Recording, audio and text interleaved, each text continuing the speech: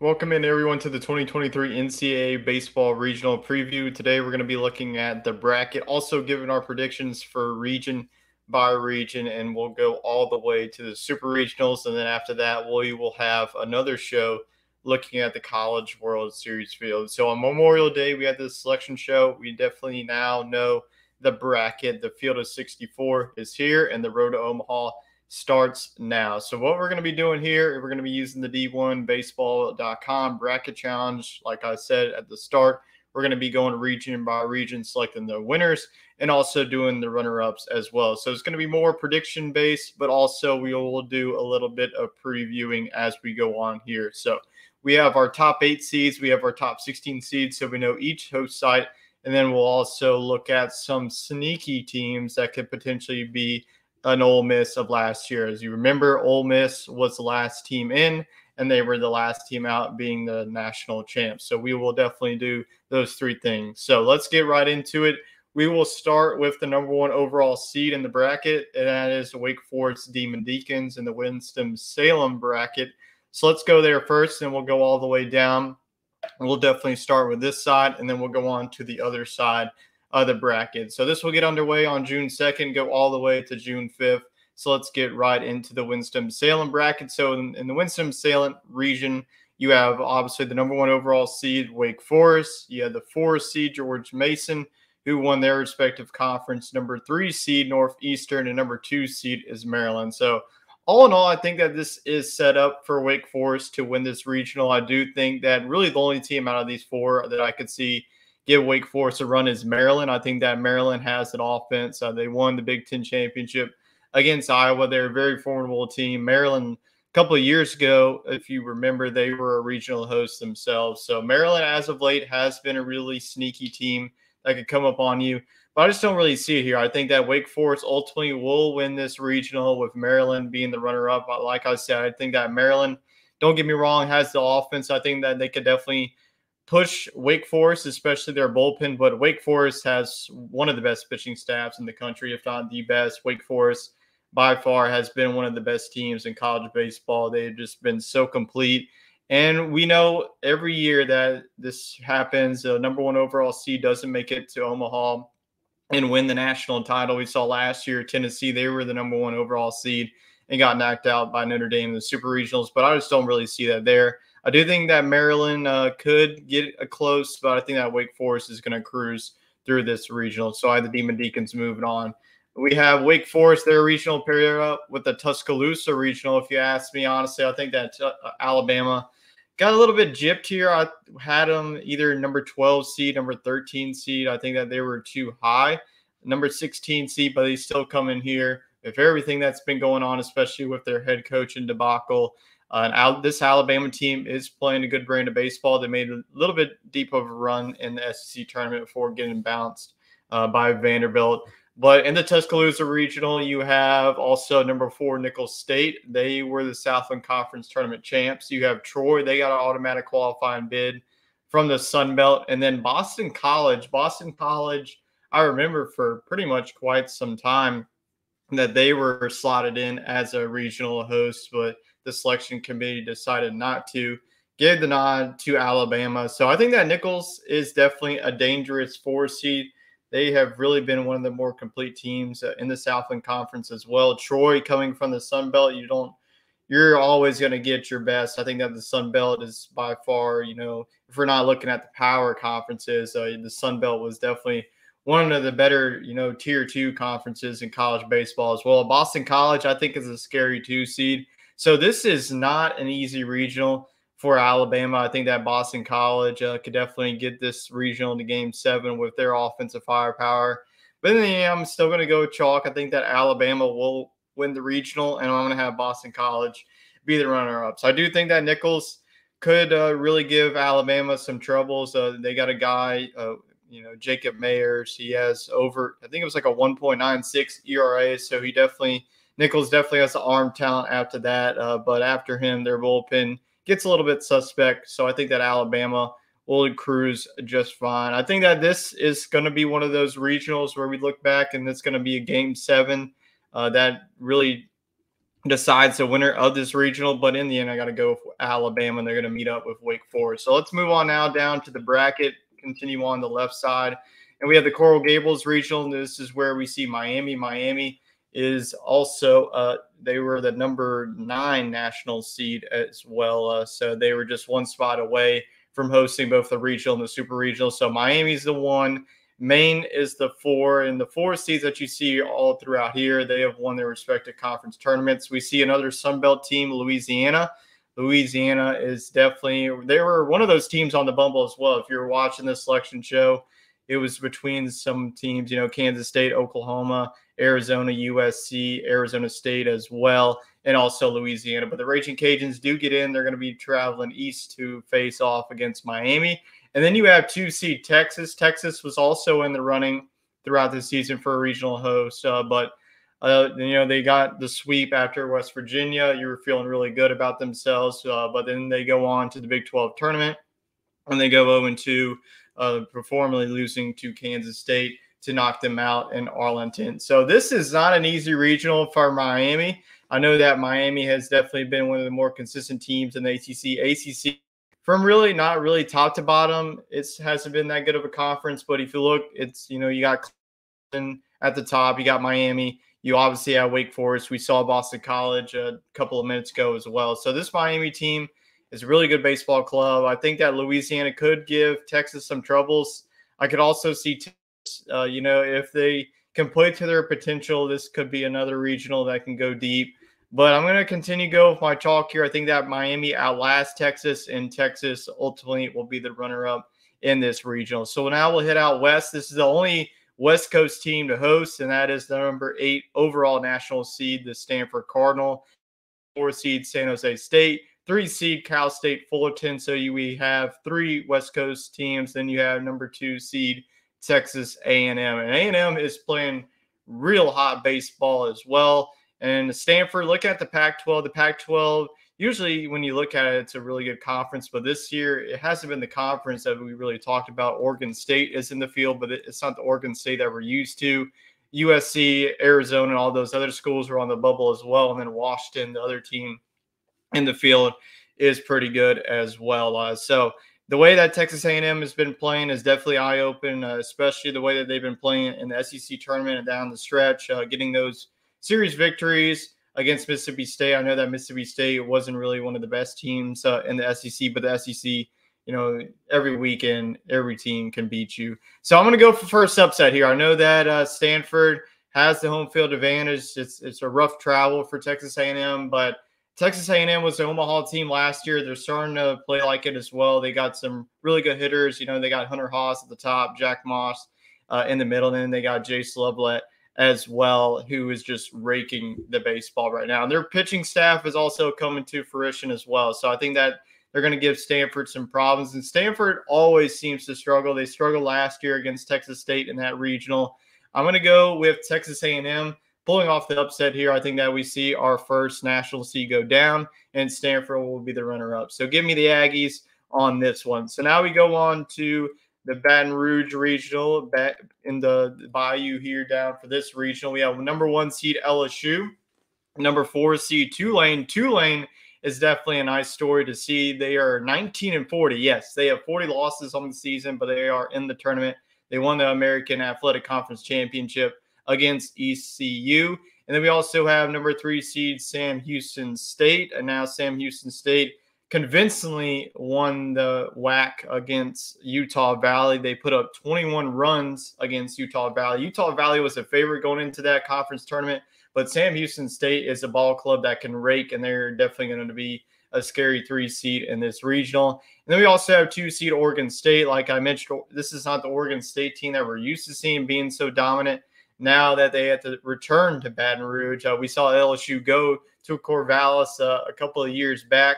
After that LSU 2017 game where LSU got run ruled in the first game pretty much. And LSU won those 2 games in Omaha to go to the national championship series against Florida, and ultimately lost. And then going to the next year, LSU got sent to Corvallis, and Oregon State wiped the floor with LSU in that regional. So looking for a little bit of revenge in this one. Tulane is obviously an intriguing 4 seed with the way that they've been playing down the stretch. Sam Houston State's it's a ball club that can rake the baseball as well. So there's definitely going to be a lot of double digit. There's going to be a lot of teams in this regional that you got to get to double digits to win, especially with the way that their bullpen is playing. Oregon State's going to be missing a couple of key starters as well, so that's going to be concerning for the Beavers. But in the end, I think that the overall talent, LSU is going to pull this one out. I'm actually going to go with Sam Houston being the runner-up in this one. I think that with Oregon State having some pitching concerns, it's not going to be the winning formula going up against the Sam Houston club, who is just raking at the plate right now. So I got to go with Sam Houston State runner-up. I think that they could give LSU some challenge, especially coming back after LSU used Paul Skeens, and they'll probably most likely have Ty Floyd if they make it to the championship game. But if Sam Houston can knock off LSU in the Ty Floyd game, then that definitely opens up the door, especially with LSU's bullpen concerns throughout the season. So the Baton Rouge Regional is paired up with an SEC foe who they already faced, the Kentucky Wildcats. 4-seeded Ball State, they won the MAC pretty convincingly. They had to come back, a couple of down runs from Kent State, but Ball State, we see them in the field. 3-seed Indiana. Indiana is definitely a scary 3-seed to see in your regional. You definitely don't want to see the Hoosiers in their field. They're definitely a really complete ball club in the Big Ten. And then number 2, West Virginia. West Virginia, at the start of the season, were looking like a surefire, top 8 national seed. A lot of people were saying that they were at least going to earn the top 5. And then we see them get swept by Texas, and then they go 0-2 in the barbecue in the Big 12 tournament. So this is a team that definitely has a lot of talent. They have a guy that's hitting .443. He could definitely, the offense is really good right now. But the pitching has definitely gone down a notch for West Virginia as well. And going to a ballpark at Lexington, it's going to be a home run friendly ballpark. Kentucky also hasn't been playing good baseball down the stretch. Their SEC tournament outing was quick as well. They got beat by Alabama in game number 1. So the way that these two clubs are playing, Kentucky and West Virginia, you just don't know who they're going to get. You definitely know that the talent is there. I would give the pitching advantage to Kentucky, but the offensive advantage I would definitely give to West Virginia.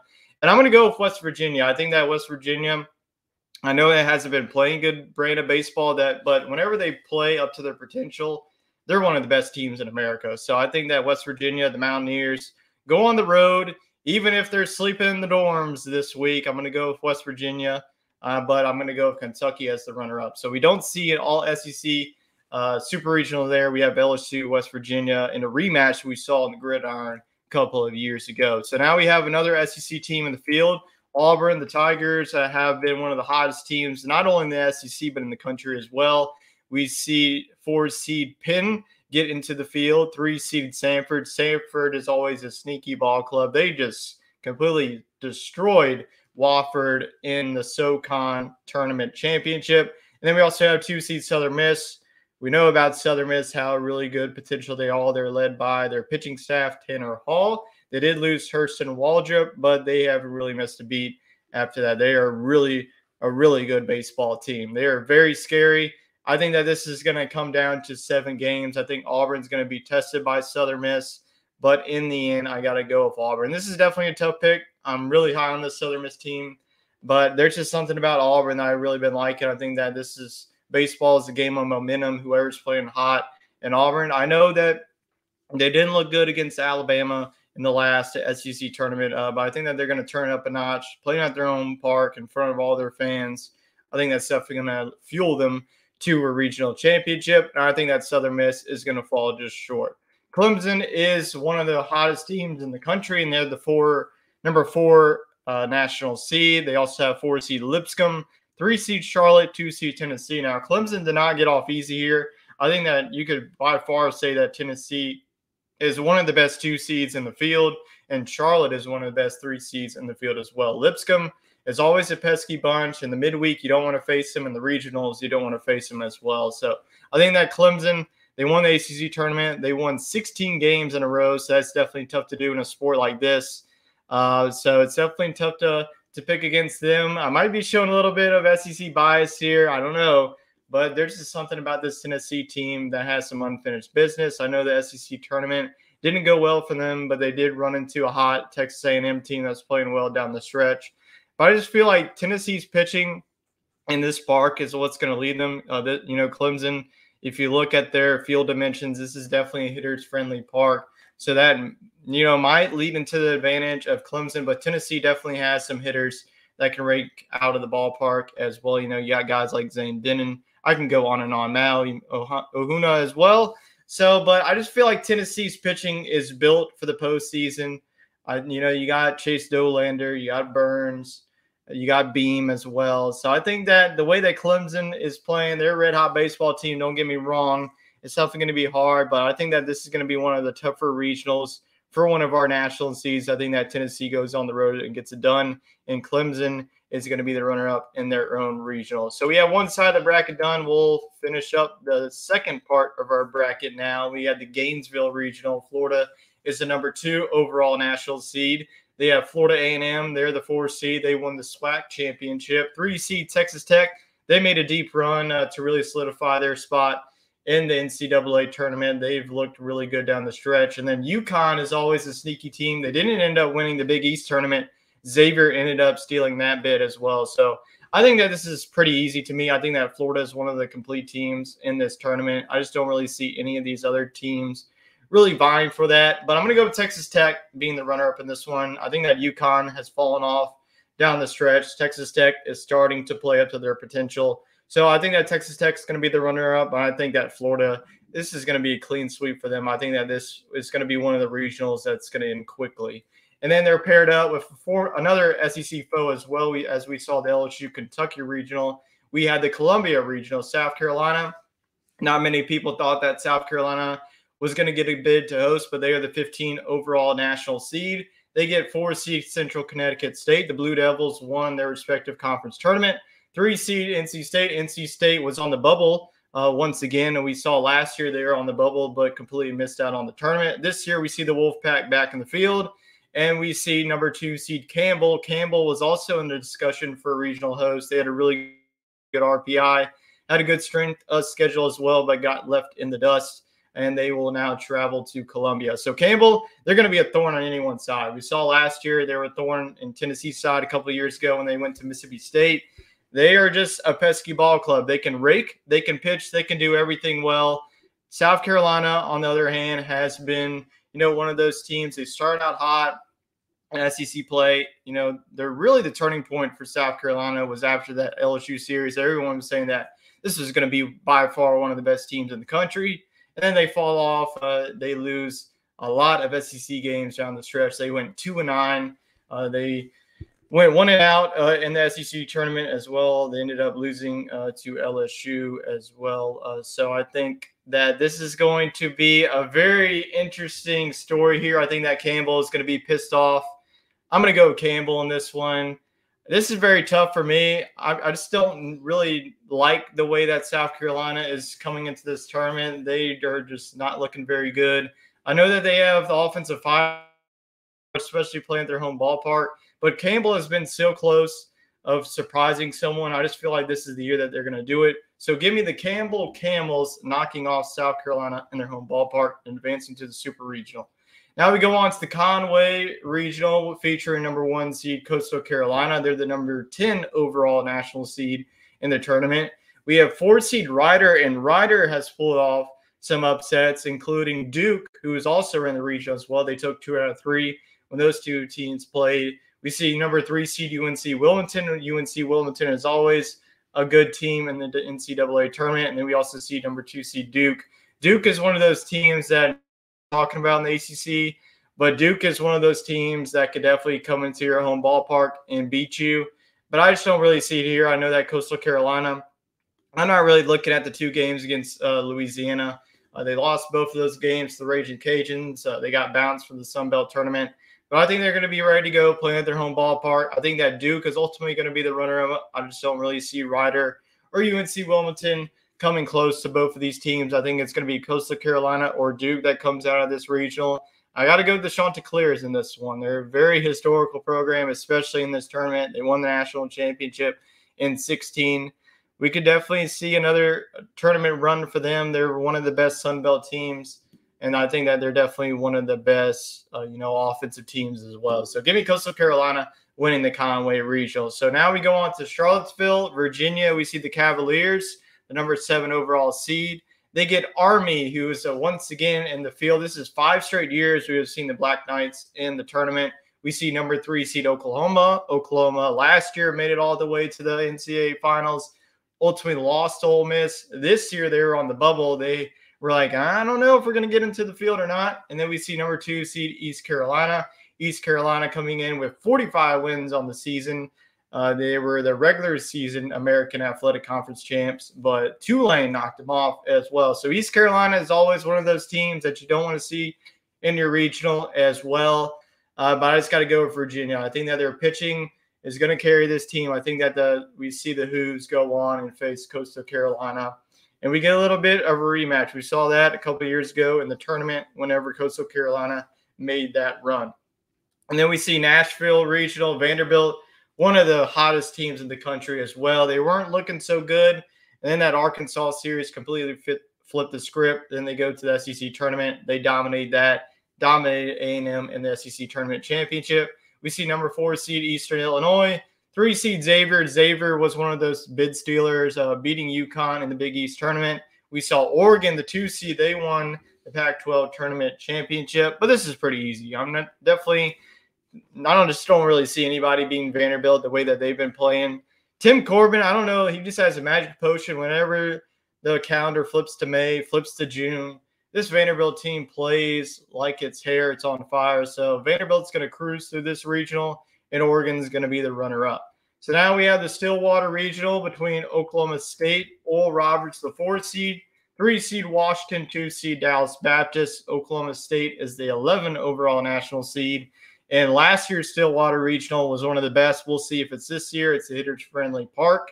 Washington coming in here is definitely going to be an interesting one. They're not playing a great brand of baseball, coming out with a sour taste in their mouth, especially coming off of a UCLA drubbing them in the Pac-12 championship.